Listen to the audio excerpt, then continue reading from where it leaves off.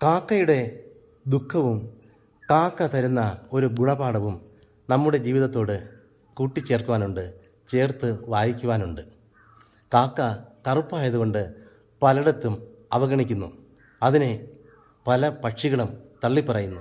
അത് നിത്യദുഃഖമായി അതിൻ്റെ ഉള്ളിൽ നീറുമ്പോഴും കാക്കയുടെ ജീവിതത്തിൽ വളരെയധികം ഗുണഗണങ്ങളുണ്ട്.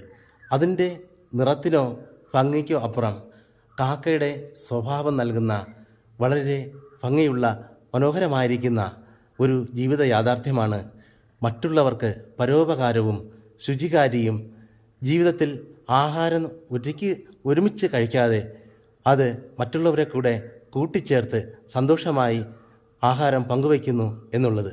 നമ്മുടെ ജീവിതത്തിലും പലപ്പോഴും നിറത്തിൻ്റെയും നമ്മുടെ സാമ്പത്തിക ശേഷിയുടെയും സാമൂഹിക ബന്ധങ്ങളുടെയും അഭാവത്തിൽ, കുറവിൽ സമൂഹം, സഭ, ഭവനം, ജോലിസ്ഥലത്തൊക്കെ നമ്മെ മാറ്റി നിർത്താറുണ്ട്.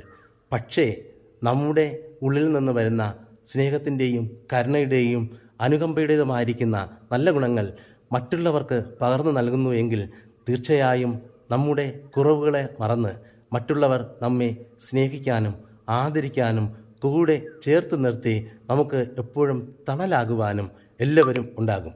കാക്കയുടെ ദുഃഖവും അതിൻ്റെ നല്ല ഗുണവും അതിൻ്റെ നിറവും നമ്മുടെ ജീവിതത്തിൽ നാം മനസ്സിലാക്കുന്നുവെങ്കിൽ നിശ്ചയമായും നമ്മുടെ ജീവിതം അനുഗ്രഹമാകും, സന്തോഷമാകും, സന്തുഷ്ടമാകും. ഓരോ ദിനവും അനുഗ്രഹവും സന്തുഷ്ടവുമാകട്ടെ.